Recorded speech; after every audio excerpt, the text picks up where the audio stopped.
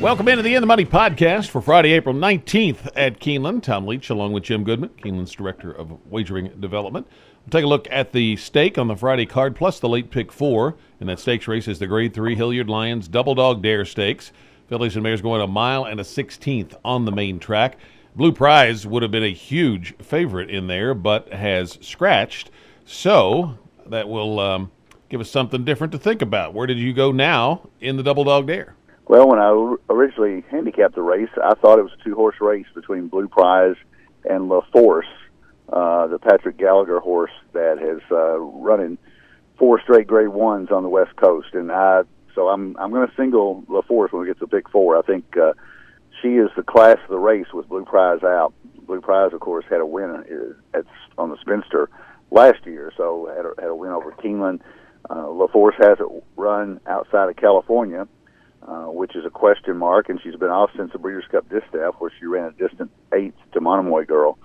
There's no Monomoy Girl in here, and I think this is a great spot for her to kick off her 2019 campaign. I think Go Google Yourself has a shot in here.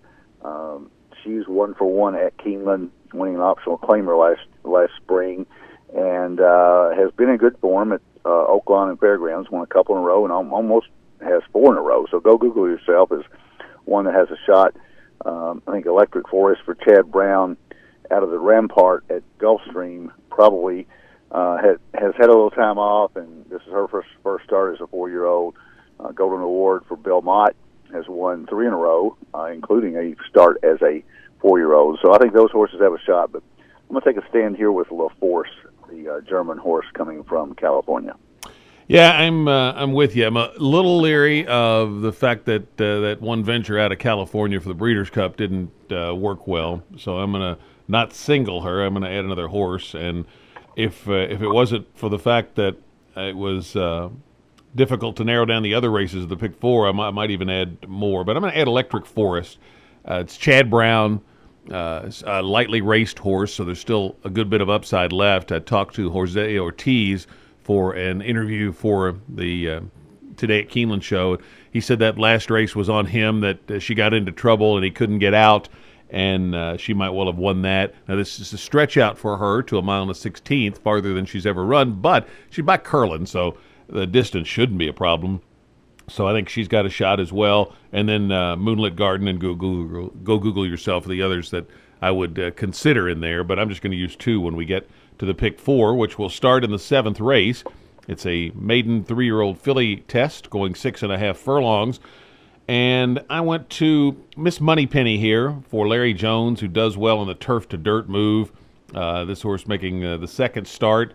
And Giroux staying was encouraging, I thought, as well. Otherwise, Folk Legend, Guarana were two I looked at. And the 7, Boca Bloom, I think, has got a shot in here as well. So I'm going to go 4 deep on the pick 4 in the 7th. 8th race, I'm going to go to Zanza as the win pick for Chad Brown. This horse ran in Group 1s, Group 3s last year.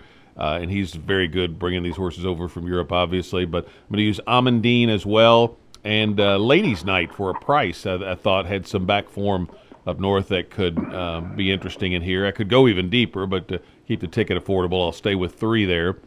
Then I'll use the 2 I mentioned in the feature. Last race, I'm going 5 deep. I like Scattered Strikes, or a nice 77 in the debut race at a mile and a 16th from a bad post.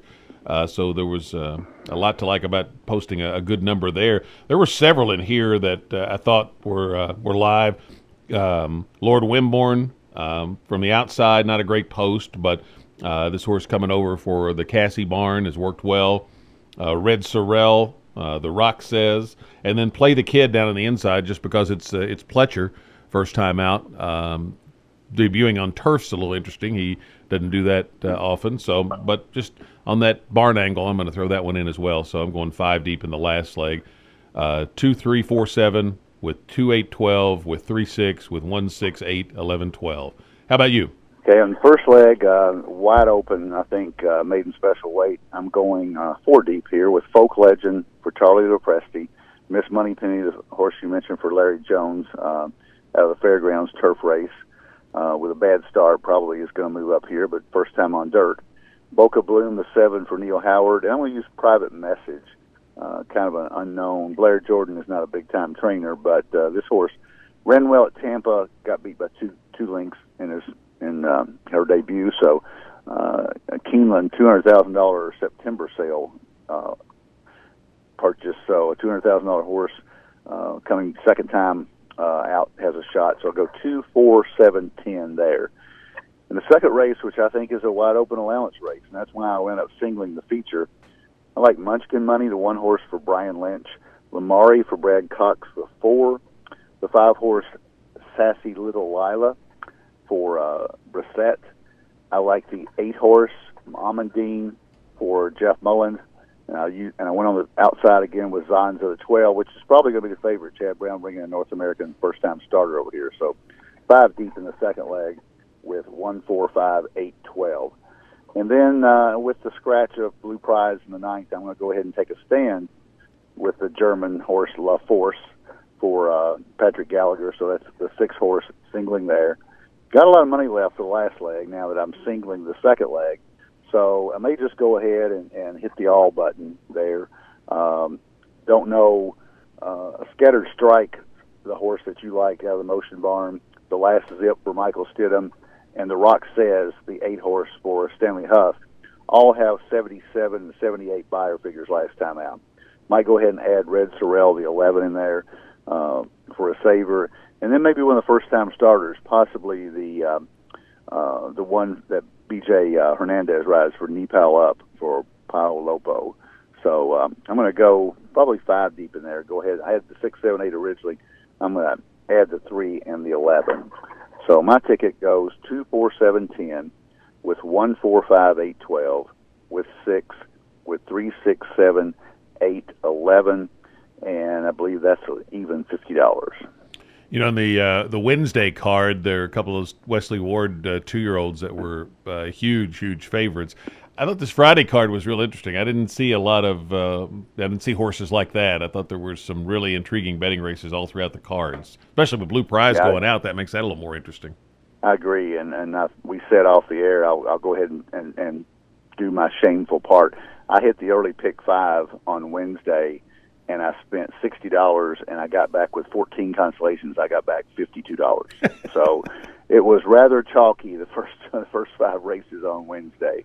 But I've heard a lot of people say as long as you cash, you'll never go broke. But betting 60, get back 52 is not the way to go at a racetrack. No, it's not. But hopefully a better day ahead on the Friday card or beyond for you and all of our listeners. To the In the Money podcast from KeenelandSelect.com.